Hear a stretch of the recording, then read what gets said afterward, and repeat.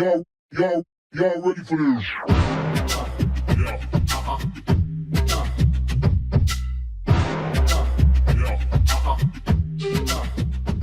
What's up, Bodybuilding.com listeners? My name is Danielle Bitts, and welcome back to the BBcom podcast. Today, I'm joined by Lance Parker. Lance grew up in Oklahoma City and played soccer for Missouri State University before embarking on his 7-year professional soccer career. Lance played goalkeeper for teams in the MLS and NASL, such as Chivas USA, Miami FC, and FC Edmonton. Upon retiring from the sport, Lance moved to New York City and created his performance coaching company, Parker Peak Performance, where he specializes in coaching trail and ultra runners and helps his athletes optimize their strength, endurance, and mental fortitude, among other key performance attributes. Lance was a founding instructor for Lululemon Studio, previously known as Mirror, for 6 years, instructing over 2,500 classes during that span, and currently contributes to Tonal as a cardio, strength, and recovery coach. He's currently competing in the Grand Slam of Ultra Running, which consists of 4 of the oldest 100-mile races in the country, all run within 14 weeks. He has completed the Old Dominion 100 and the Vermont 100 and will be racing the Leadville 100 and Wasatch Front 100 next. Lance, thanks for taking time out of your robust running schedule this summer. Excited to have you on and jump into today's topics. Yes, thank you so much for having me. I'm excited to be here. Yeah, absolutely. I want to talk about, this has been a segment that we've been doing for a little bit now, building Lance. We want to know the person behind the athlete, behind the coach, and get to know you a little bit more before we jump into our educational topics for today. So tell us about the journey that led you here, your time as an athlete, a coach, and now human performance guide. Right. So grew up in Oklahoma City. I played a lot of different sports growing up. But when I was 12, I was fortunate enough to be able to go on a trip playing a tournament over in England, a soccer tournament. And I just saw the culture there and incredible vibe. And I just fell in love with the sport even more. And I was like, this is what I want to do.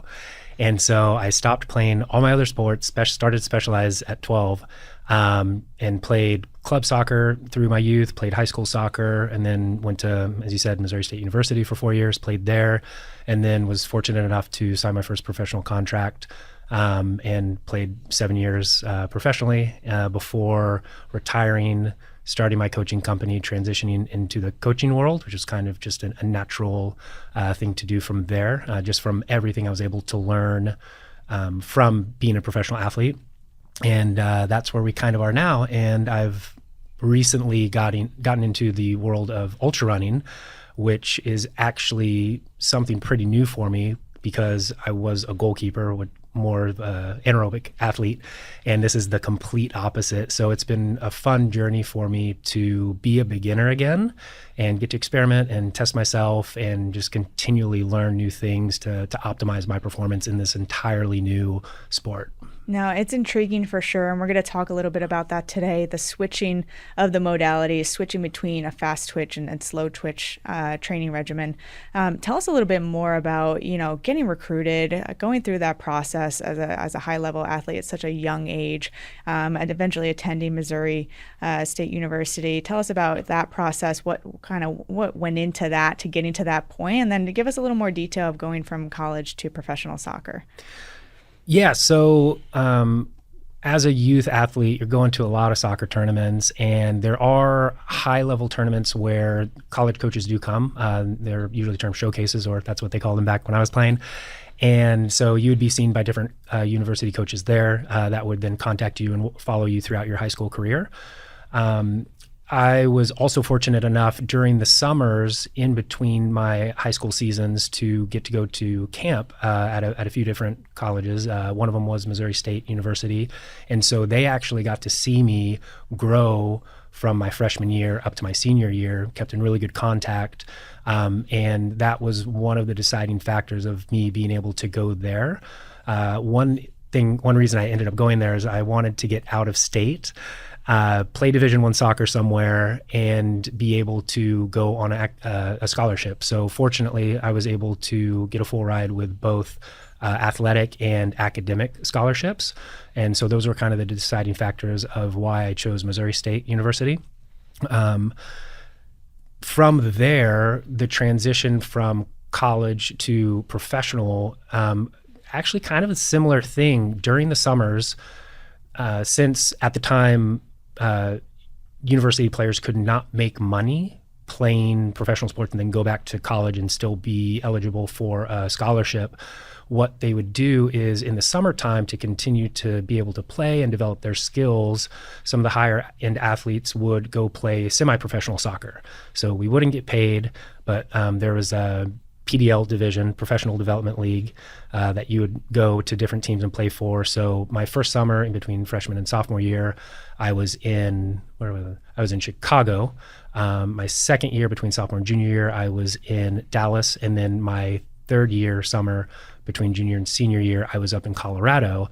And when I was in Colorado, I was fortunate enough to be able to go into the full team, the MLS side, the Colorado Rapids, and train with them for a couple of weeks.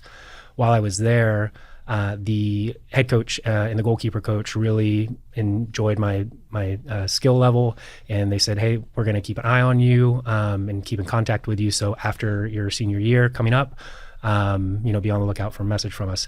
So a lot of people that go into the MLS and play right away will get drafted, but that's not the route that I ended up taking.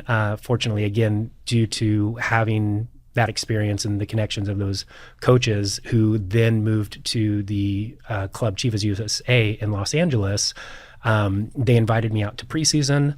I was able to prove myself during the preseason and earn my professional contract that way. So that's how I was able to step from the university platform up to professional. Great. Take us to present day, Lance, breaking into the fitness industry, being a caliber trainer that you are today. What was that transition from professional sports into breaking into the fitness industry? Tell us a little bit about your start there.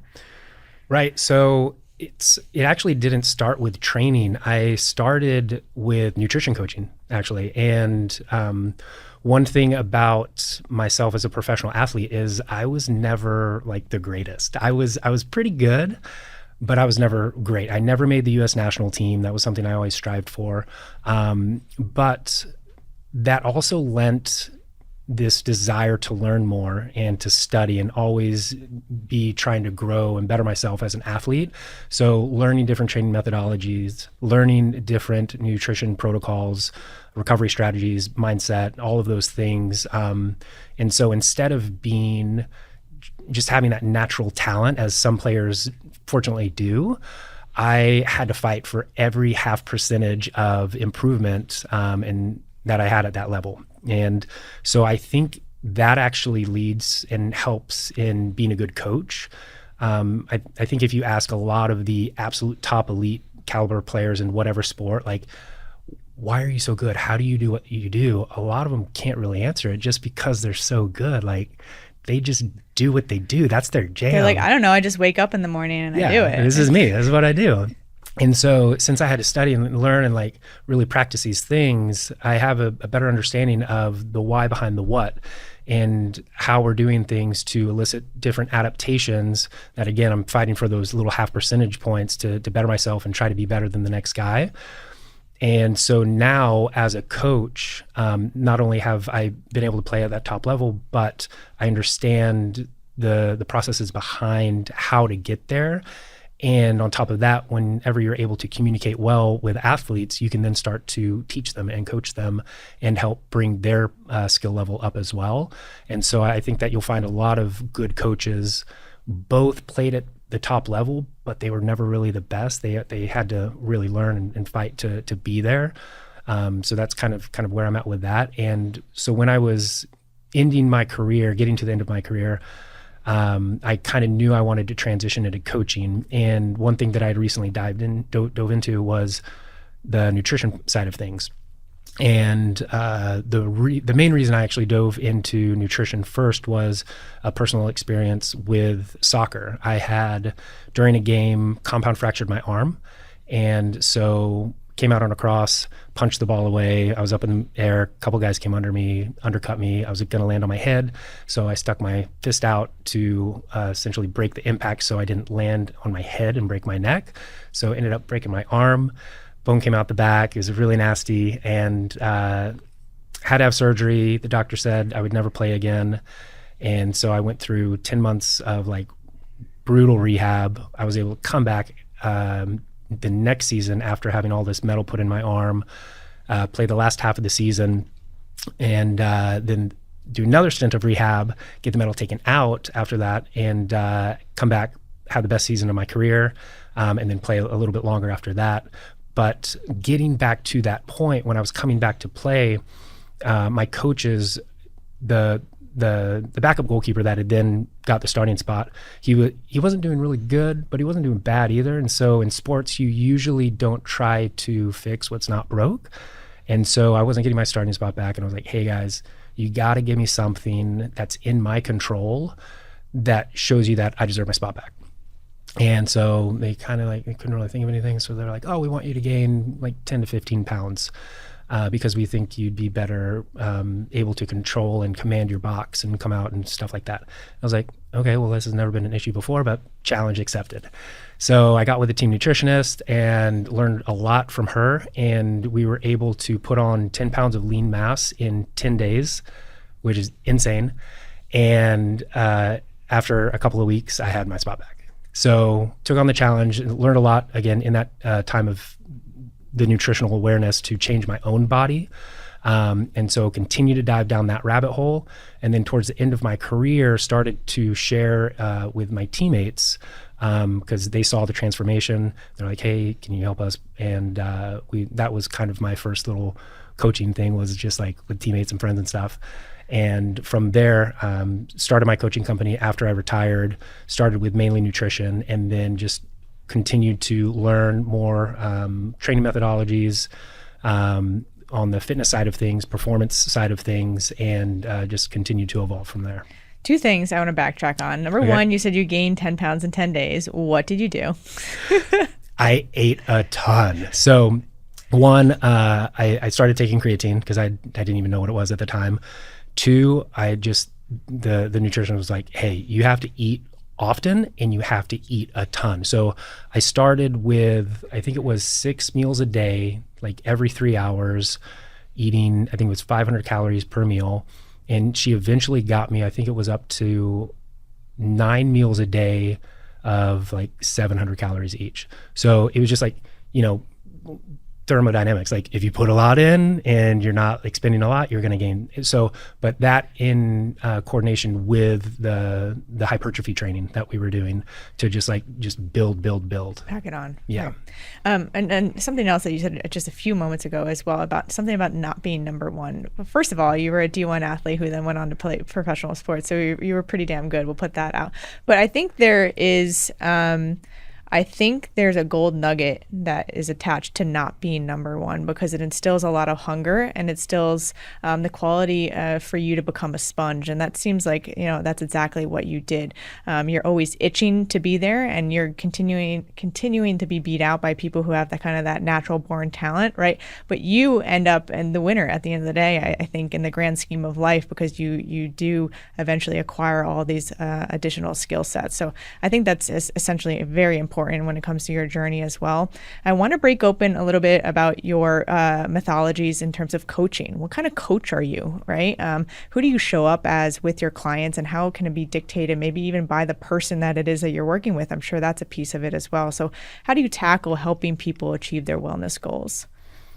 It, like you just said, it really just depends on the individual. It depends on where they're currently at, where they're trying to go, if it's performance-based, if it's health and longevity-based. I don't have like a certain method, so there's not like a Lance Parker method. I actually just try to learn the principles behind the training qualities that I'm trying to adjust and manage. And then from there, learn all of the different methods that could potentially touch that and use those methods as tools. And so acquiring as many methods as possible, so then I can elicit the same adaptation that I want in an athlete many different ways. So if you're very proficient in knowing how to coach the barbell, the dumbbell, the kettlebell, and body weight, and you have a client that comes to you and say, hey, I want to do X, and well, I hate the kettlebell and I hate barbells. Well, okay, you have two other options that you can train them with. If somebody's like, I'm a kettlebell fanatic, that's all I want to do, and okay, well now you know how to do it, and you can train them up that way. So again, just understanding the principles with human physiology and how adaptation works will really help me guide my training decisions. You mentioned earlier, or maybe even in our pre-talk, you're coaching a number of ultra endurance athletes. Has that always been a specialty of yours, or have you kind of ebbed and flowed in terms of the type of athletes that you're working with? It has evolved with the athletes that I've done. At the beginning, when you don't have really a roster of any clients, you're like, I'll take whatever I can get. And usually it's a lot of general population clients when you start. So you can't be as picky. As your book starts to fill up, then you can kind of be a little bit more picky on who you decide to take on and who you don't. And that becomes a lot more fun because then you get to work with people that are interested in what you are more interested or kind of aligned a little bit better with. So again, running was never like my jam. And so it's still relatively new for me. I did my very first race in 2018. It was the New York City Marathon. And so it was just like go big or go home, like no 10Ks, half marathons. It's just like I'm gonna do the New York City Marathon. It was actually one of my first clients that got me to do it. And I had started getting more runners as clients, and I was like, okay, this is a perfect opportunity for me to not only like practice what I preach, but use myself as a guinea pig and experiment with the different types of training protocols and nutrition protocols that I'm giving my athletes, and seeing, at least for an N of one for myself, what's working for me, what's not working for me. And at the end of the day, I also gained a lot of empathy for what they were doing, because I had never run when I started training for the New York City Marathon, I'd never run 10 miles. And so just the pain that I had to endure, that all of these other athletes had endured, like I had true empathy, like, oh, wow, you got to go out on this long run. I'm so sorry. Oh, you got to do it in the heat. That's even worse. Good luck, you know? And so again, always using myself. I'll never ask somebody to do something that I'm not willing to do myself or I have not done myself. And so that's evolved for me a little bit more. After that race, I found out that I hated running on concrete. Like I did not have a good time, but I do love running outside in the trails. And so I didn't race for a really long time after that, but I would continually on and off get outside, longer distance runs in the trails. And then it wasn't until 2022 that I said, okay, hey, I want to start competing again. I want to start racing. I started to have that itch again from earlier in my life where, I was competing all the time, and I was like, felt like something was kind of missing, and it was like, that competition, like I wasn't doing anything. So it was nice in that it gave me that, but it also gave me something to train for and focus on and keep me accountable, because it's like, okay, you have this 50-kilometer race coming up. If you don't train for it, it's gonna hurt. So that was a really good way to keep me focused and dialed in with what I needed to do and the training. And then again, like I said earlier, helps me give my athletes kind of the best training possible that I can give them. The relatability factor is, I feel, underrated at times, because I mean, even for myself, like I don't want to work with somebody who hasn't put themselves through the pain cave that I'm signed up for, right? If I'm going for a 70.3, like I want somebody who's done a couple of those and can kind of understand how it feels coming out of that. I love the fact that your first race is the marathon. Me too. 2019 New York City Marathon. I've maybe done a 5K for fun, like a color run with friends in college. Never anything long distance. Jumped into a program, trained appropriately for it, got the job done, because I knew what I would feel like after that if I didn't do it appropriately. So I got a coach, I worked with them, I followed the plan, completed the marathon. But that was like kind of my love affair and how that started. And it's just Ken, my partner, gives me crap all the time about it, like, yep, didn't do a half, didn't do a 10K, just went all in. I'm like, that's just how I am. I had to figure out if I like it or not, and ended up liking it. Here I am today. But love that story, Lance. I want to start transitioning into topic 2, which ironically is about transitioning modalities. So I want to talk a bit about what it takes to switch sports or training goals, especially if we're talking about going from a predominantly strength or fast twitch athlete to an endurance or slow twitch athlete, which you yourself have experience doing at a very high level. So, Lance, oftentimes we underestimate the sheer time it could take to rewire your system to train for an entirely different sport, event, or modality. I like to use myself as the guinea pig, coming from a collegiate softball background, where the primary goal was to be explosive and powerful, to then switching to running triathlons where you're retraining your body to move for 5+ hours at a time versus 5 seconds. So my question here is, how do we approach deviating what our bodies are trained for and striving for something new, and how do we do it safely and efficiently?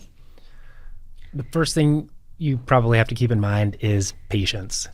We live in a society today that like everything is instant, like instant gratification is everywhere around us. And that's actually one thing that I love about longer endurance events is it teaches you delayed gratification. You have to train for months for one race, and you don't get that satisfaction until you cross the finish line. I mean, there's a lot of little wins along the way that I encourage people to celebrate. But when you're shifting, say, from one end of the spectrum to the other, in terms of, say, an anaerobic athlete to an aerobic athlete, that transition is tough, right? Because normally as kids, we figure out what we're good at. Usually you'll notice at the elite level of all sports, there's some body type that tends to excel. And so usually little kids, we figure out what we're really well suited to do. And everybody likes winning. Everybody likes being good at what they do. So we stick with that. And when you continue to train and develop those qualities through your youth, you're going to get really, really good at that. Then later in life, if you're trying to switch over to something else, well, it can be hard to be a beginner again. And so having that patience and that understanding, that knowing that, failure is actually a really, really good learning tool. If we go back to when we're kids, we're trying to figure out how to walk, we're trying to figure out how to throw a ball, all of these things, we actually learn faster when it's not done for us, and we can fail doing it. It elicits that problem solving skill a little bit better, and so we learn faster. And so if we can do that in our adulthood as well, we're going to be able to, again, it'll still take time, but having the patience to move through that with grace is important. I think that's a great tip to start out with. Let's go through a tangible application of this here. Let's talk about a power lifter who wants to run a half marathon, right? Where do we start? How do we start to craft a program for something like that?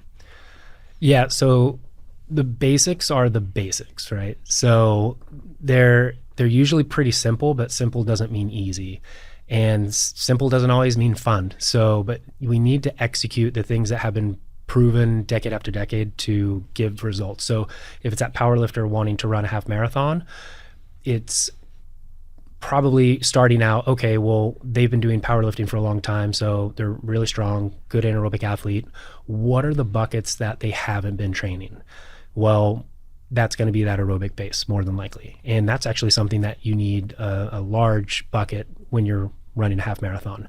So those are two, the lifting, powerlifting or Olympic lifting, and then the half marathon, those are at two different ends of the spectrum, right?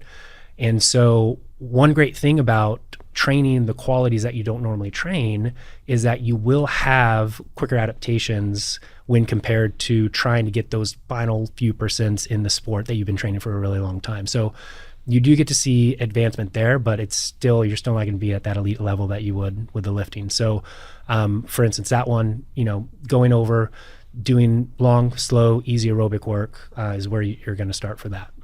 Are we saying bouts of zone 2 training, starting to implement there, long, slow periods of zone 2? Are we looking to implement other type of zone trainings there? What's kind of like a good first step? A good first step is going to be that slow, steady aerobic base. So zone 2, even zone 1 recovery stuff on a 5-zone model. Because some people use a 3-zone model, some people use a 5-zone model. For today's discussion, we can keep it at a 5-zone model. So when we're talking about zone 2, that's below the first threshold, whether that's, LT1, VT1, nearest breakpoint 1, whatever decision you make there, that's below that first threshold. And again, that's going to help build that person's base. They're going to increase their mitochondrial density. They're going to increase their capillarization. And so that's going to allow them to be able to utilize more oxygen efficiently. I feel like sometimes people are a bit hesitant to switch modalities, especially the later in life it gets. They're kind of just stuck in their ways. They're nervous to switch. They're like, I've been doing this for such a long time. It's probably not that realistic at this point. I would argue, and I'm sure you'll agree, but let me know, it's going to be easier to switch a modality as opposed to just coming off of the couch from not doing anything at all. I think there are going to be transferable strengths that come with you when you're an ollie athlete or a power lifter moving into running, because you have that strength behind you that maybe somebody who's in a more sedentary state, well, they've got to now get strong and they have to get the aerobic work in as well. And same thing for runners. I mean, runners going to an Olympic weightlifting regimen or a powerlifting regimen, sure, you may not have that strength, but you're fit, right? You have the aerobic capacity behind you to get some of that endurance lifting done. So I don't know where I was really going with that, but I think my point is that I think there are a lot of people who tend to box themselves into a specific modality, and it really isn't, there's never a such thing as being too late of making that switch to something else you want to try. 100%. And when you think about it, switching from one modality to the other, like you said, is going to be easier than coming straight off the couch. You can't even think about it from like a team sport perspective to a solo sport perspective. It's going to be, there's different things that come with that. And some of that is like the mindset or just the interactions that you have, the accountability you have to yourself and keeping yourself motivated versus having a team to be there for you. Like when you're playing a team sport, you lose, it's the team that loses, or you win, it's the team that wins. If you're an individual sport player, tennis player, golfer, runner, like you win, it's because you did the work. Nobody else. If you lose, it's because you didn't do good enough, And so there's a different mindset with that. But yeah, when you're already somewhat fit, regardless of how far you are on either end of the spectrum with whatever type of sport you're doing, if you want to go all the way to the other end of the spectrum, well, guess what? You already have, if you're a marathoner wanting to go to be a power lifter now or Olympic lifter, you already have that amazing base, right? Now, again, like we talked about, you just need to go to the basics. So transitioning the other way, like the marathoner would need to, one, make sure they have good form. Like if you're getting under a bar, you need to know what you're doing to stay safe and stay healthy, right? So it comes back to learning the basics first, just like you would if you were learning it for the first time and you weren't an athlete. But again, like you mentioned, you are starting from a higher point, and so you will find success a little bit sooner. But with that said, a beginner athlete, somebody coming off the couch, you will see greater improvements faster because you literally do anything and it'll move the needle. It'll change, it'll get better, right? So you don't have to, the more of a beginner athlete you are, you don't have to be as prescriptive with what you're doing to see changes. The fitter you get and the better you get at what you're doing, that's when you have to get a little bit more prescriptive to continue to get better. We're in the era of wanting it all. I'll call it the hybrid decade. Everybody wants to be hybrid these days. They don't want to bucket themselves into purely endurance and purely strength. The word hybrid is really, in my opinion, means being fit. I think people just want to be fit. They want to be able to lift heavy. They want to be able to run fast, or really just run, right? I think a lot of this likely started in the heyday of CrossFit, a decade or so ago. What do we want the option, or rather the luxury, of being able to lift heavy and run fast? And what's a training plan for hybrid athletes look like? Take it with a grain of salt, with individuality in mind, of course.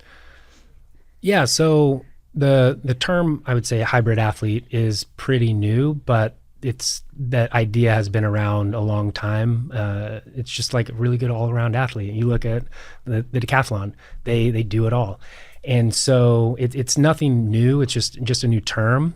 And whenever you're thinking about being good at all these different things and being good across the spectrum, you have to understand you're not going to be great. So a really good hybrid athlete is never going to beat an elite marathoner or an elite power lifter, but they're going to be really good across the board. And you can be really good in that realm. But understanding that, okay, I'm good at a lot of things, but you can't be great at a lot of things, because at that point, to compete at the elite level, you have to start to specialize. And when you specialize on one end of the spectrum, you start to lose fitness at the other end, and that's completely normal. And so you have to make sure that you're aware of that and understanding, like, okay, I'm fine, losing a little bit of my fast twitch muscle fibers because I'm training to go these really long distances now, and that's what I need to be successful here. With that said, if you're looking to be a really good all-around athlete, thinking about training the entire force velocity curve, thinking about training all of the different energy systems, making sure that you're shoring up any weaknesses that you have. And if you're competing, trying to really let your strengths shine. I would say that's probably the best way to go about it in a very just general term. I think High Rocks probably gives way to the largest competition stage available to these quote unquote hybrid athletes. Do you have any recommendations for athletes who are looking to do their first High Rocks or something similar within that performative stage?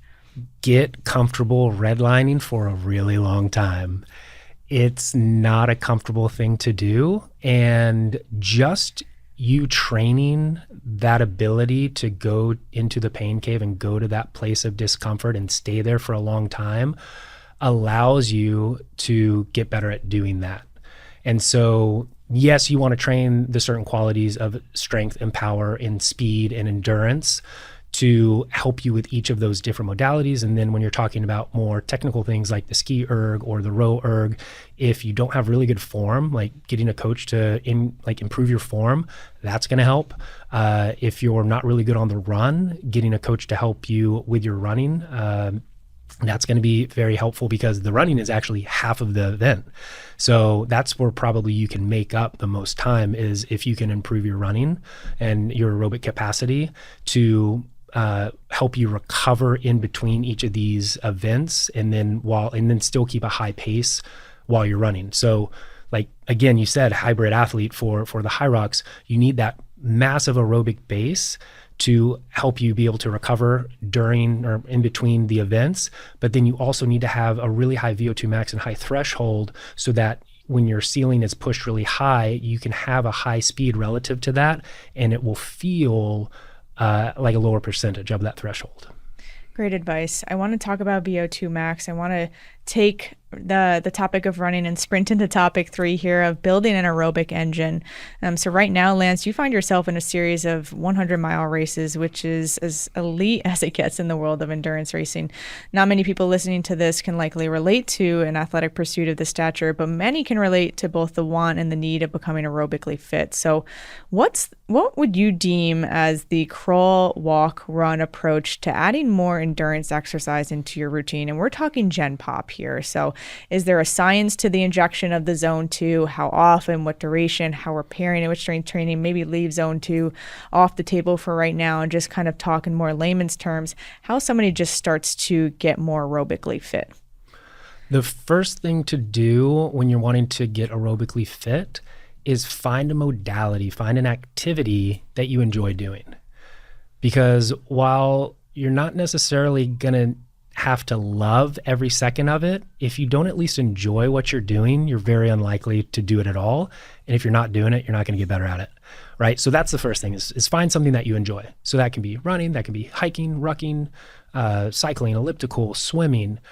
But when you talk about slow, steady state aerobic, building that base, it needs to be something, again, that's repetitive, that's cyclical, that you can keep your heart rate steady for a really long time. And that is working primarily the slow twitch muscle fibers. So those are some key things that you want to consider when thinking about what zone 2 is, what modality that you want to choose. Then you have, okay, well, do you want impact? Do you want low impact? Do you want no impact? That will help you derive, okay, do I want, sprinting, running? Well, I guess you wouldn't be sprinting in zone 2. Or do you want running? I mean, you have to be pretty fit too, I guess. You have to be, well, I mean, you look at these elite marathoners that are going for a sub 2, like they're it's wild, their paces, and they're just chilling. They're like metabolically, they're just like chilling. It's insane. But yeah, jogging, hiking, walking, whatever it is, being able to keep your heart rate steady with that repetitive motion focusing on the slow twitch muscle fibers. And just a quick side note to that is one question that I actually get often is, oh, well, I don't really want to spend time on the treadmill and I have to strength train anyways. Can't I use my strength training as a way to do my zone 2? I can keep my heart rate steady and in my zone 2 the entire time because I'm doing this strength circuit. And the answer to that is no. The reason why is when you're doing strength training, you're working your fast twitch muscle fibers. And so again, by definition, when we're in zone 2, we're working slow twitch muscle fibers. And the heart rate increase that you're experiencing when you're doing this strength circuit, there's a blood pressure response to that as well. So it's not truly just this cardiovascular work that you're doing. You're having different pressures that will increase your heart rate. So that's a big differentiation to make. Just something that I wanted to throw out there. No, it's a valid one. Certainly. I mean, I hear that argument as well. Like, oh, well, I do kettlebell complexes. Like that's my zone 2 and I do it for, 40 minutes and I'm swinging the bell around.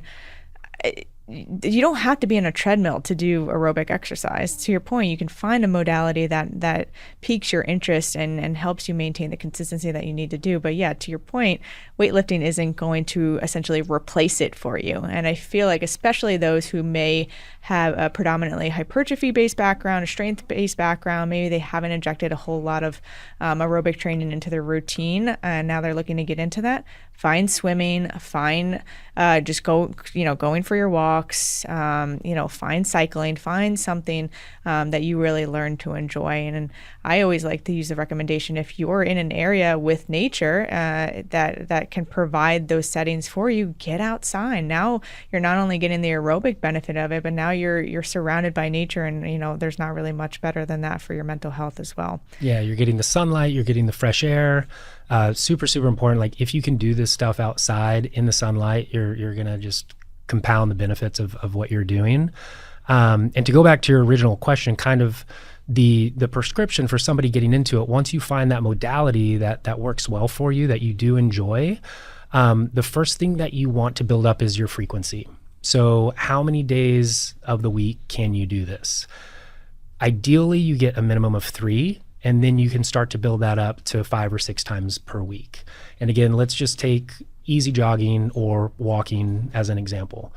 So we get ourselves to do 5 or 6 times a week before we start to increase the duration. So if all you can do is a 20-minute, 15-minute, 30-minute period of walking, get out there and do that. By the way, walking is one of the most underrated things ever for your health. So get the frequency up first. From there, once you can get about 5 or 6 days a week in, then start to look at increasing the duration. So increasing that volume to where each of those sessions is at a minimum of 45 minutes. That's where ideally we want to be. But don't let that detract you from, oh, I can't get in 45 minutes, even though I could get 20 and not do anything. 20 is better than 0. 30 is better than 0. But ideally, again, 45 is going to be the minimum. Something's better than nothing. Every single time, yeah. And with that duration, eventually getting one of those sessions per week of the easy, slow, sustained duration stuff, have one of those sessions be a longer duration of at least 90 minutes or more. That's going to be very beneficial as well. So build up to 45 minutes each of those sessions, then at least one of them 90 minutes. From there, if you have the luxury of a little more time, then you can start to shift 1 or 2 of those into higher intensity sessions. So once you get that aerobic base that you've been building for a while, the frequency is there, the duration is there. Now you're gonna sprinkle on a little of the high intensity stuff. So you're working in zone 3, zone 4, zone 5. If you're just a general population client, if you're just looking to improve health and longevity, play around with all the different zones, zone 3, 4, 5, all throughout there. If you're a runner or an athlete needing performance, the closer you get to your race, the more prescriptive you'll need to be as you get there. So the closer you get, depending on your race demands, you'll start to train closer to those. Then when we talk about strength training, because again, strength training is incredibly important to pair with that cardiovascular work, we want to be doing that 1 to 3 times per week. Again, depending on where you are in the season, if you're an athlete, if you're in season, in the middle of competitions, you're probably going to bring it down to 1 just to maintain what you've built in the off season. Off season, you can get up to 3. And some athletes, again, depending on where they're at, will probably hover around 2 for most of the year. But that's how I would go about developing those programs for people. We're going to go off script here for a second. What about people out there who they're like, I don't really need to lose weight. I feel pretty good about how I look. I don't really need to do a whole ton of cardio. Well, there's a huge benefit of being aerobically fit for your heart and for your longevity. Can you speak to the benefits on the cardiovascular system of injecting cardio? And it sounds like it's kind of a no-brainer, but there are a lot of people out there who they stay fit enough just by walking around in a metro area, eating, well, eating decently well, and having a relatively active lifestyle. Or there are those who are maybe just a bit more gifted than others, right? With a body type that they're very satisfied with that doesn't take a whole lot of maintenance in the gym. What are the bare bone benefits of cardiovascular injections into your everyday life for heart health? Right. So when you talk about just like doing the bare minimum, so again, getting 3 of those 45-minute sessions in per week, we see a major decrease in all-cause mortality. So cardiovascular disease, diabetes, you name it, it will improve your chances of not having those. When you pair strength training with it, it becomes even exponentially more. So you can do just strength training and have great benefits of reducing your all-cause mortality. You can do just cardiovascular work and have the same, but when you actually pair them together, your health and longevity is going to be so much greater. So we talk about not just having a long lifespan, having a long health span. So how independent are you late in your later years in life? Are you able to put your own suitcase up in the overhead compartment when you're traveling? Are you able to pick up your grandkid, and play with them and keep up with them and run around? Just that independence, that enjoyability of life dramatically increases when you are just taking the time and making it a priority to do those bare minimums. Where does VO2 max come into play? There's a lot of dialogue about the importance of VO2 max right now. And I would say, I'll say when I was in college, we were barely measuring VO2 max, for D1 athletes, right? It's become so much more a piece of the conversation just for Gen Pop now. You see the Garmins, you see all the newer technology measuring this. How accurate a wearable on your wrist is a different discussion for a different time versus going into the lab to get this done. But how does VO2 play a part in, like you said, health span and longevity, and why are we using that as a metric for those components? We're using that as a metric, and we see, again, all-cause mortality decrease when you maintain a higher VO2 max. Now, your VO2 max will naturally decline with age, but there are norms that we see, okay, you're above this, you have excellent, you're above this, you're superior, and you're above this, you're good. And at certain levels, again, your risk of dying early or in getting these chronic illnesses and diseases is greatly diminished. Now, an interesting thing about that is I feel a lot of buzz, maybe it's just the world that we live in, but of recognizing that a higher VO2 max comes with all these benefits, but in the studies, in the literature, they're not actually measuring the VO2 max. They're measuring the overall fitness and performance, and they attribute that to VO2 max. But there are other variables that come into play when talking about like fitness and performance and so winning this race. So it's not just the VO2 max that's important, but again, it comes back to maintaining across the spectrum, working all the energy systems, working the entire force velocity curve, and just maintaining that healthy base as at the bottom as well as the ceiling at the top end. Lance, can you explain what VO2 max is to our listeners in layman's terms, just to understand what is actually being measured with this test? Yeah, so VO2 max is your body's ability to utilize oxygen. So the better structures you have, so let's say the more mitochondrial density you have, the bigger mitochondria you have, the greater proliferation you have, the capillary network that you have going to your cells, if that's greater, you're going to be able to deliver more oxygen to the cells. If you have a higher red blood cell count, the carrying capacity of your blood is enhanced, and so you can bring more oxygen.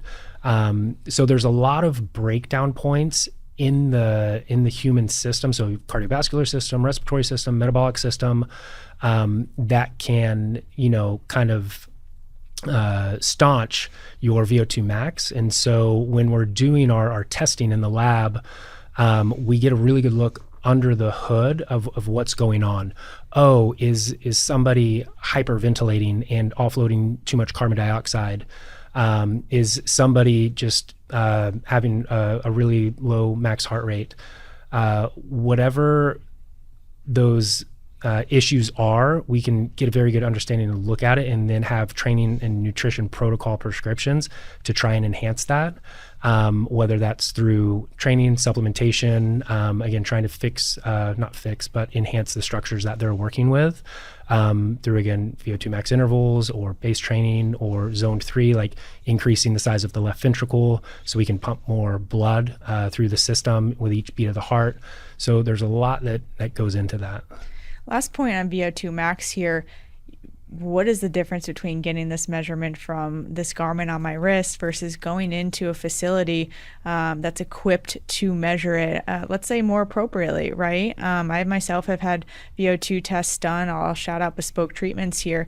And what that has allowed me to understand, like, I burn through my glucose pretty quickly, and that has helped me adjust some of my fueling strategies when I go after something like a 70.3. I probably need to start a little bit sooner than what I was actually doing. So that's just one of the many benefits and insights that you can gain from something like that. But tell us a little bit about the difference between this here on my wrist versus, actually going into the lab to get this measured.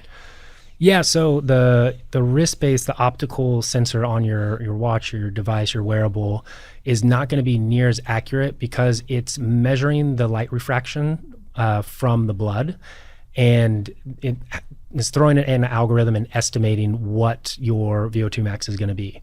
When you're going in, and I actually did a VO2 max test and resting metabolic rate test this morning with one of my athletes, and so what you're doing is you're putting on the mask and you're measuring the amount of oxygen that they're taking in and measuring the amount of carbon dioxide that they're blowing off. And from that's how you were able to see, oh, I'm utilizing this many carbohydrates when I'm working at this intensity. So a healthy individual should be burning more fat at lower intensity and less carbohydrate at lower intensity.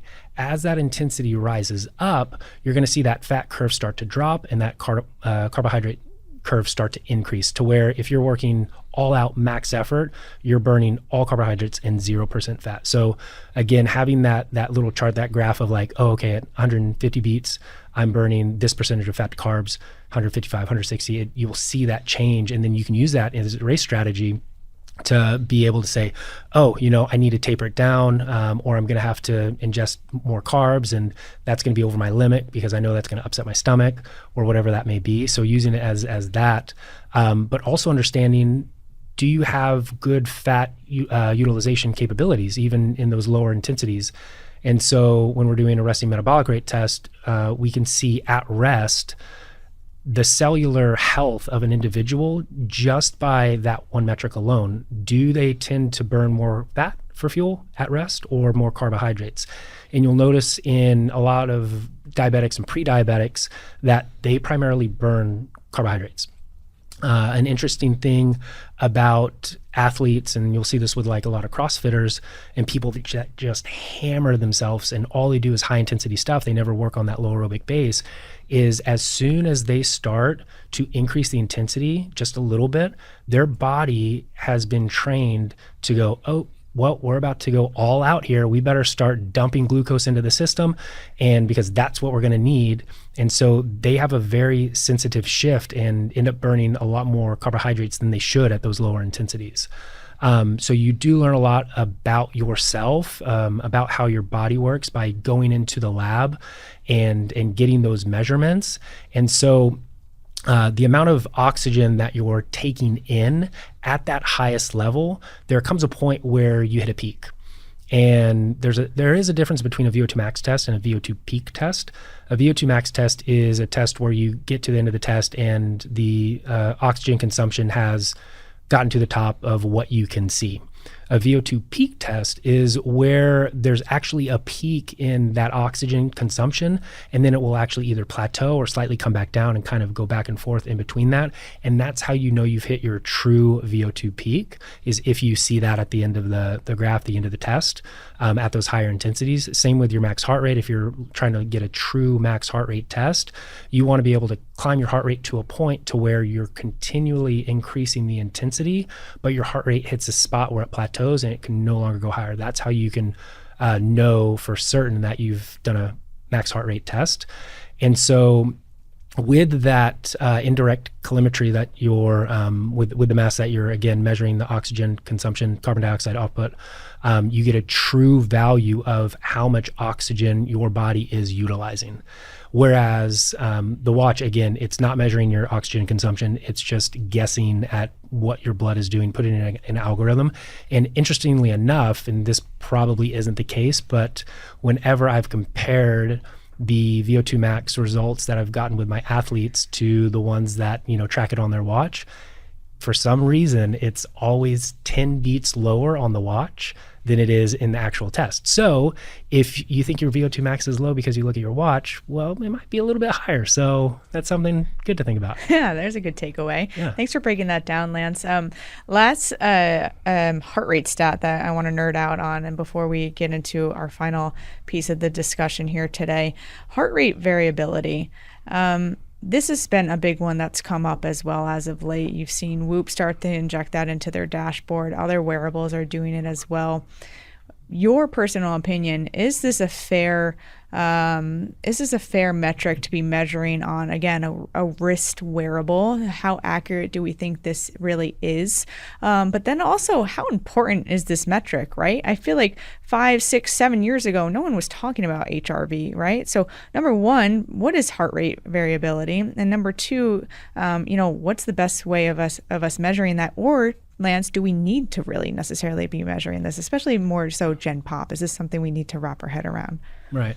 So heart rate variability is the milliseconds of variability between each heartbeat. And so your heart isn't like exactly beating once every second. It might beat 1.01 seconds and then 0.98 seconds. And then so there is a little bit of variability there. The more variability that you have, the better it is, because that means that your body's sympathetic nervous system is more in control. Or sorry, I should say parasympathetic nervous system is more in control. So that rest and digest system. If your heart rate variability is lower, that means your sympathetic system is more in control. And that's your fight or flight system. So if you're chronically stressed out, anxious all the time, you may find that your HRV is much lower than when you get a really good night's sleep, or a couple of really good nights sleep if you're chronically sleep deprived, when you're well hydrated, when you're well rested, if you give yourself time to fully recover. So that's an important part, is understanding that, in like when your parasympathetic system is in the driver's seat versus your sympathetic system. It's not necessarily super important, I would say, for the general population. But when you talk about athletes that are trying to optimize every little percentage point that they can and do it in a safe manner, they may have like a really hard training session on the schedule for the next day, and then they wake up and they see that their HRV is plummeted for whatever reason. It can guide their decision on if they should do that workout at all, or if they should taper it, maybe cut it in half. Give themselves a full rest day, whatever that may be. So I would say it's more for the athlete. And then with your question of, is it even accurate? Again, it comes back to, quality in, quality out. If you don't have a good measuring device, and we go back to the optical sensor on your wrist-based wearable, that may not give you the best reading. If you can get it with a heart rate strap, that's going to be the gold standard. And if you can get it first thing when you wake up, before you've started moving around and gotten your heart rate up, like just sit there and measure, that's going to be, again, the gold standard. And so it's with people, one thing that we have to keep in mind is I can't compare my HRV to yours. I can't say, oh, yours is 96 and mine is 72, so you're more recovered than I am. But we all have a certain range that will kind of play in depending on how fit we are and how we're training.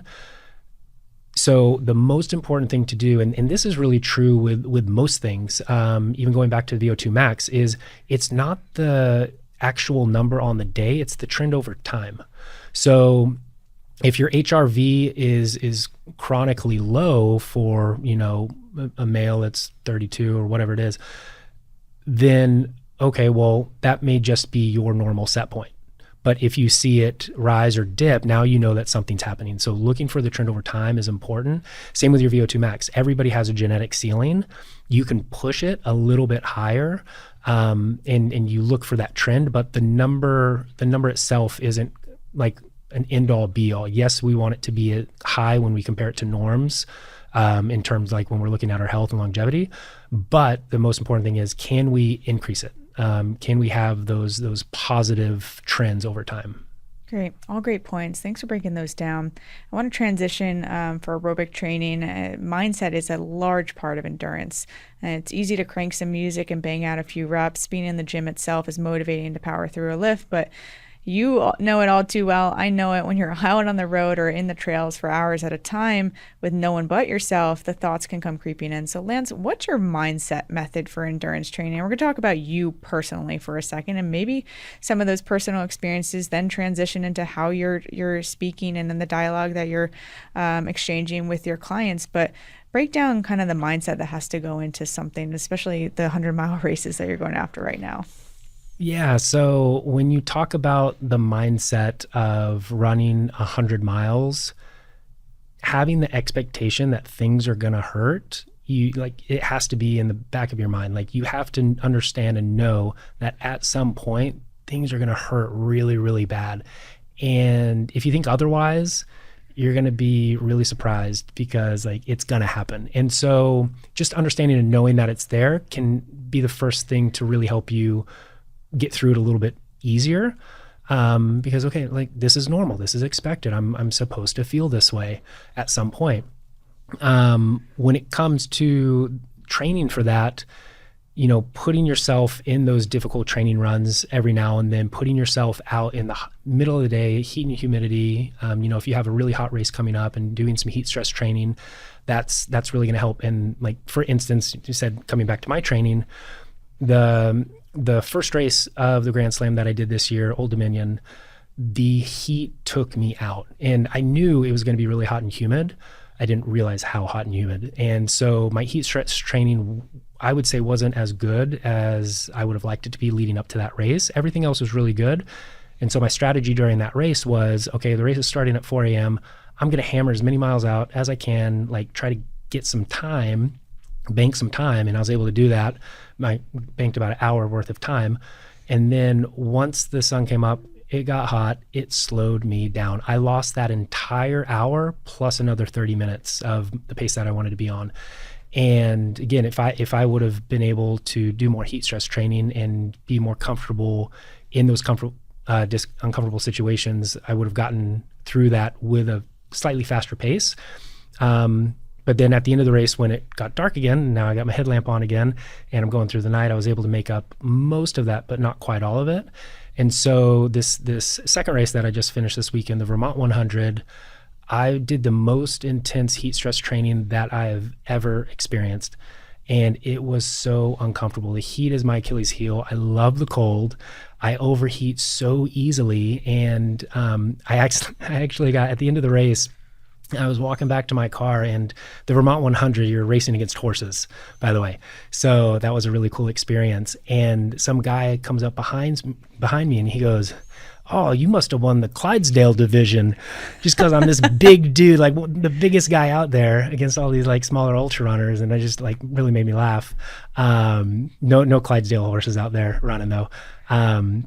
But anyways, I have a lot of body mass, and my surface area isn't that great when you compare it to like a thinner, spindlier, long-limbed runner. So that essentially means that they're better at dissipating heat than I am. And so your bigger athletes, you'll notice that they'll tend to overheat much more. So I was like, okay, I have to do better with my heat stress training because this is my Achilles heel. I know it's going to kill me.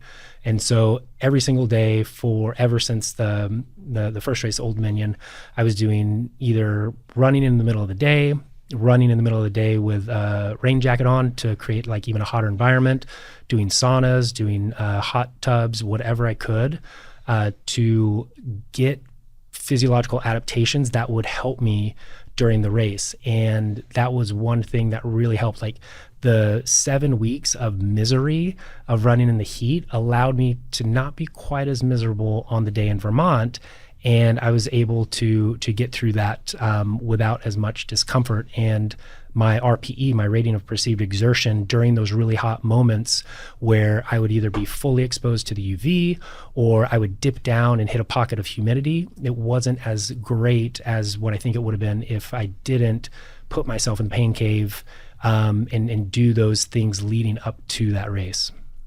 I think this is a really great transition into telling us a little bit more about how you're training for these races, Lance. So we're going to close things out today by turning up the intensity and completing a 1 mile run can be daunting for some of the Gen Pop listeners, let alone 100. But bring us a little further inside the pain cave of what you've been going through, what it looks like to train for these races, how you manage your time, what fueling looks like.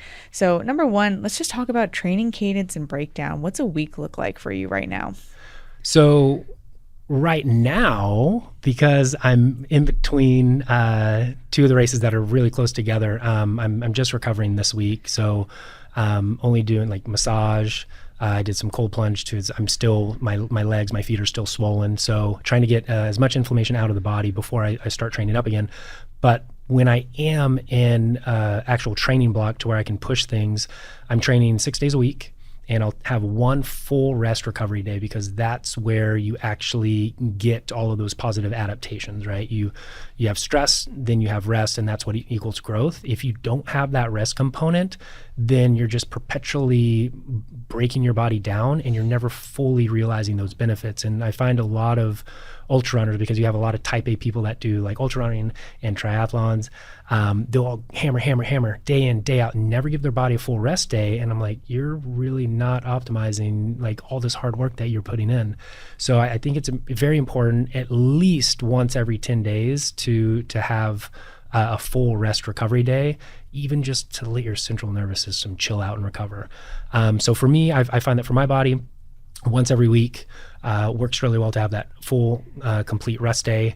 And then in that I'll do during the training, I'll do 1 to 2 strength training sessions, and that'll be focused on maximal strength, because with the ultra and distance running, you're filling up those buckets of your aerobic base and the slow twitch muscle fibers. And so we talked earlier about training the entire force velocity curve, training all of your energy systems. So when you're in the gym, if you're doing medium to light weight and you're doing 20, 30 reps of something, you're training muscular endurance and you're getting that out there when you're running.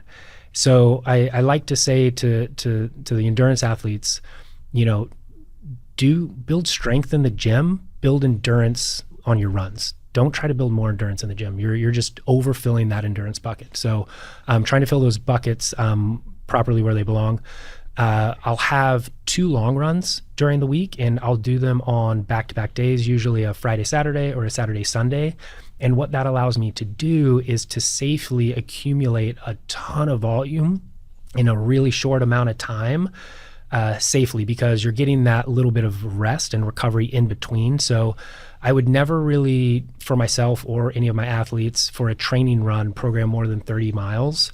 So during a peak week of training, it would be, say, a 30-mile Saturday and then a 20-mile Sunday. So you're still accumulating 50 miles of volume on that weekend in a 36-hour time frame, but you're not at the risk of injury near as much as if you were to hammer that out all at once. From there, I also make sure I have at least one high-intensity effort. I usually do two. And again, the high-intensity efforts are dependent on where I am in the season. The further away I am, the further out that I am from the race and the event, the more I'll be working at the top end of the spectrum, the VO2 max stuff, the threshold stuff. As I get closer to the race, I need to get more race specific. So I'll do a lot more zone 3 tempo interval stuff. So for my high intensity days. And then from there, the other days are filled with 3 to 4 easy runs. And then again, lots of recovery. You can't train what you don't recover from. And so that's another thing I see is like people put in a lot of volume, a lot of intensity, but not put the time into recovery. And that is when your body adapts and you get stronger. The first reaction to something like this for somebody who's never done something like this is, who has the time? Time management has to be a big player here. Talk a little bit how you manage to run your business and train your clients and then train for yourself for something like this. It's all a compromise, right? So I don't currently have a family. And so in that sense, I can be very selfish with my time. I have my own business, so I can be very selfish with my time. I can set my own schedule. So again, very fortunate that I have those capabilities. And then I can kind of put those workouts in where they'll fit in between my clients, which is really, really nice. And then I don't have a lot to do in the evening. You know, I'm not social. I don't go out at night. I have zero social life. Running is life. Running is life. Training is life. Coaching is life. And I'm very fortunate that I really enjoy what I do. It doesn't seem like a job to me. It's just a hobby that I like to do. And so it all kind of works out that way. But with these higher volumes and spending more time, I am really busy. So I'll have 16, 17, 18-hour days. And with that, again, I don't have time to go out with friends and stuff like that. So I do make sacrifices. And during certain times of the season where I need these higher volumes, that's just something that I prioritize. That doesn't mean that you can't do these types of events and with a family and kids and a social life. You just have to be a little bit more savvy with what you're doing and manage the training a little bit differently. There are plenty of people that can compete and do well with lower volume stuff, lower volume weeks, lower volume training. And I would say if you're an elite level and you're competing at the top, you don't have that luxury. You do have to kind of go all in. But if you're at that level, you're making money doing it. Your family probably understands, okay, hey, we're getting some money from this. This is how we're paying the bills. So go off on that 3-hour, 4-hour run, whatever. I'll take care of the kids during that time. So again, it just really depends on your lifestyle, on your priorities, how elite you want to be or how competitive you want to be at that. But yeah, you can definitely do it at a lower mileage and say 3 key runs a week, one being a long run, one being a threshold tempo run, and then an easy run, and then one session of strength, and then the rest recovery. So you can do it in other scenarios. What does rest and recovery? You mentioned having that dedicated rest day either every 7 or 10 days, right? Full stop. And then there's, of course, some active recovery days that people can inject as well if they find that they need more than just that one solid day. But what kind of recovery modalities are you injecting into your routine? You mentioned massage before. What other modalities are you using? Yeah, so I'm a big fan of massage. So every week on my full rest day, I'll go get a 90-minute full body massage. And then on one other day of the week, I'll also do an hour foot massage. And I have honestly felt over the last couple of years that when I miss that, I feel so much worse. And so then my next week of training is not near as high quality. So for me, understanding that like, okay, my body really responds well to massage. Like I have to keep this in. Other things that you can do, some people respond well to red light therapy. When it comes to cold plunge and cold baths, I usually detract from it unless you're doing like maybe back-to-back things. Say you have like 2 races back-to-back and you need to recover, because the body needs that little bit of inflammation that happens. Like a little bit of inflammation is good. A lot of bit of inflammation is not so good. So after a race, I'll do the cold plunge and I try to get as much of that inflammation out. During training, I'll just deal with the discomfort of the inflammation to get the training adaptations, the training benefits from it. Some other things that you can do, like stretching, active mobility, working on your joints is very, very important. Again, road running, I would say, is a little bit worse when it comes to just getting in that repetitive motion. There's not a lot of linear off-canter movements. You don't have to like chop up your steps because you're going over rocks and roots and things. And so it's even more important for road runners. Trail runners is a little bit better. You're having that very slight variability with your running. But if you do find that your recovery is not as good as you like, you can always also do some cross training.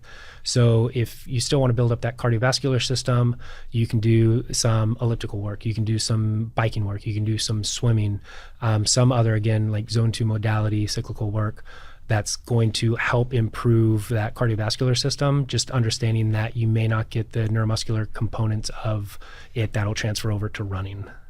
I'd be remiss not to ask you what the heck you're eating to keep up with this amount of mileage on a weekly basis. So how are you fueling? What does nutrition look like? And what have you found is working really well to get you through this summer and this challenge? I eat everything. One thing that I love, cookies. So cookies are on the menu pretty much every single day. But another thing that's on the menu every single day is something else that's on the docket every single day is meal prep delivery. So I use a meal prep service where they deliver the meals at the beginning of the week and they're in my fridge and I can just put them in the microwave or I can put them in the oven. It's really quick, and that also allows me to be a lot more time efficient and be able to slot in more client calls, have more time during the day, because I'll literally shove it in the microwave for 3 minutes, shovel the food down my mouth, and then I'm on to the next thing, right? So just getting the calories. Yeah, and so that's another thing. Like you make you make it less of a priority to, okay, I'm going to go out to a nice dinner and we're going to spend 90 minutes, 2 hours and enjoy the food. It's like, all right, the food's good enough. And it's getting all the requirements that I need. I'm getting the protein needs. I'm getting the calorie count that I need to support the training that I'm doing. And that's probably the most important thing is matching your caloric intake and your protein needs with the training that you're doing to make sure that your body can recover properly. And a big thing I didn't mention, but the most important when it comes to recovery, is just sleep. And sometimes, unfortunately, like, I'm not the best at that either, because I'm trying to fit in so many things during the day that my sleep window shrinks. But when it comes to preparing for those big races, it's like that is the priority the week leading up. It's like, okay, if I'm behind at all, like, we got to get on my sleep. So trying to make sure that I'm not programming in any clients in the early morning so I can just sleep in, catch up on that, because when you're racing for 24 or 30 hours, that becomes a major player in how you're feeling. We know from different studies that the more sleep deprived you are, the greater your perceived exertion level, or the greater your perceived level of pain is. And that was actually, you talk about earlier, the mental tricks. When I was doing my 200-mile race last year, that was a race that you actually have to sleep during. And so I slept for about 5.5 hours total during that 200-mile race. And I was in extreme amounts of pain, like 9 out of 10 on the scale. But I knew from those studies that, if you're sleep deprived, it's going to feel a lot worse. So I'd be like, okay, I'm gonna get to the next aid station. I'm gonna take a 30-minute nap, 45-minute nap, 75-minute nap, whatever it was. And if I don't feel better when I wake up, then I'll quit. but I won't quit until I give myself that option. And so I would always wake up and it would only be like a 6 out of 10. I'm like, okay, I'll make it to the next aid station. Halfway there, back to 9 out of 10, same thing. All right, I'll quit after I take a nap, see how I feel. So if I'm not feeling any better. So sleep is a very, very important part of that recovery process. Sleep is king. I think with all the recovery tools and all the bells and whistles that exist today, you can get the boots, you can get the guns, you can get all the shiny toys, but if you are not sleeping and getting quality sleep, none of that's going to matter. It's the most bang for your buck that you can get when it comes to recovery. For your nutrition, I think what you said, it was interesting because I think every athlete, it kind of gets to a point where you really do start to view food as fuel. I remember that light bulb moment for me when I was in the middle of a training cycle and I was just feeling tremendous. And I was like, what am I doing right now that sets this apart from anything else that I've done in the past, any other challenge or endeavor or race? And it's just my nutrition was the most dialed it had ever been. And I started to learn from that experience. And you really do start to understand, well, not everything I have to eat, I have to be over the world about, right? And that's not to say you need to go into the old school chicken, broccoli, and rice. Like, we're not saying that. I think we made that clear plenty of times on this series. But it gets to a point where you start to understand what foods drive you and help you feel your best, whether you're sitting in a meeting for work or you're going out to the trails for a run. What do you find that is for you, Lance? Like, what are kind of your key foods within the macros that you're eating that kind of help you feel your best? So my pre-race meal will always be overnight oats. So I've kind of dialed that in. That always makes me feel really good. It gives me a little bolus to kind of solidify things, because once I get into the race, it's usually a lot of gels and processed foods. And so having that more whole food, solid food leading into that race is very, very helpful. When I get into the race, again, like I mentioned, when we look at the results on a VO2 max test, even though we're moving in an ultramarathon at a very slow pace compared to what we could do, and that intensity is low, we're utilizing a lot of fat, but we're still utilizing carbs too. And even the skinniest of us will have 50 to 70,000 calories of fat stored on their body. And so we don't necessarily need to fuel with fat when we're running, when we're training, when we're racing, but we only can have about 2,000 calories of carbs, and that'll get used up really quick. So you see in marathoners around that 20-mile mark, hitting the bonk, hitting the wall, bonking. That's usually because they're not fueling too well and they've lost primarily all the carbohydrates that they have. So replenishing your carbohydrates as you continue through the race is absolutely key. Again, fat, it's actually going to slow down the digestion and absorption of those nutrients, and you need them uptake fast, right? You need that carbohydrate in there. The later stages of the race, you will definitely start to crave more solid foods. So during the evening time aid stations, sometimes they'll have like pierogies and hamburgers and hot dogs, and you'll see people slamming those back.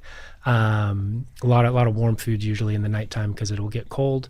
But when it comes to racing and training, it's important to have a list of foods that work for you, and then a list of foods that don't work for you. And you can only do that through experimentation. And so when I talk to my athletes about nutrition and trying to figure out what those are for them, there's kind of 3 buckets that we talk about. So you talk about like your processed foods, that's your like carbohydrate drink mixes, that's your gels. Then you have your semi-processed food. So that can be like your bars and your chews, potato chips, things like that. And then you have your whole foods. So that can be your rice balls, your hamburgers, things that are a little bit more full. And so within those 3 categories, I recommend to my athletes finding different foods that agree with them in each of those categories. And then within each of those categories, finding something that is sweet, finding something that is savory, and finding something that is salty can be very beneficial. So you have essentially 9 options: sweet, savory, and salty, that's processed; sweet, savory, and salty, that's semi-processed; and sweet, savory, and salty, that's whole foods. And, if you're fortunate enough to have a crew with you, then they can have all of those things for you, ready to rock and roll when you get to the aid station, and get what you need when you need it. Because after 30, 40 miles, there's no telling what you're gonna want. But there are definitely times that you're gonna be like, I can't touch another gel. I don't even want to drink this carbohydrate drink. Like, you just get so sick of it. And Get that banana out of my face. Yes. And so having those different taste profiles, having those different consistencies is really important to allow you the opportunity to continue to get in calories, to continue to get in carbs, so that you can continue to fuel your body and not just break down. Yeah. Lance, I want to end today's episode with you giving us 3 tips for someone looking to break into endurance training for the first time. Yeah. So tip 1, we talked about it earlier, is choose an activity or activities that you really enjoy doing. The benefits from endurance training continue to develop over months and years and even decades. And the more enjoyable the activity is for you, the more likely you'll stay consistent with it for this longer time frame. So that's number 1. Number 2, build up your volume slowly and gradually. So different structures in our bodies adapt on different time frames. So for instance, our cardiovascular system will get stronger faster than our tendons, ligaments, and bones will. And people will often accumulate volume too fast because their heart rate is adapting quickly and they don't realize that their soft tissues aren't quite ready for the uptick. And this will often lead to injury. So your shin splints, your plantar fasciitis, Achilles tendonitis, those things. Number 3 would be, when it comes to how much time you should spend training at different intensities, remember this training almost haiku from Steve Magnus. Lots of easy, occasionally go hard, very rarely go see God. Love that. Lance, thanks so much for joining us today. Tell the audience how they can follow along on the rest of your journey. Yes, so I'll be posting a lot of my journey on Instagram. Instagram is Lance A. Parker. I'll also be documenting and putting some of it up on my YouTube channel, which is Parker Peak Performance. And then my website is parkerpeakperformance.com. Awesome. Looking forward to seeing some of the behind the scenes content. Good luck on the rest of your series. Thank you so much. Thank you for having me. This was fun. Thanks for tuning in to another episode here at Bodybuilding.com. Stay tuned for more stories along the way. Yeah.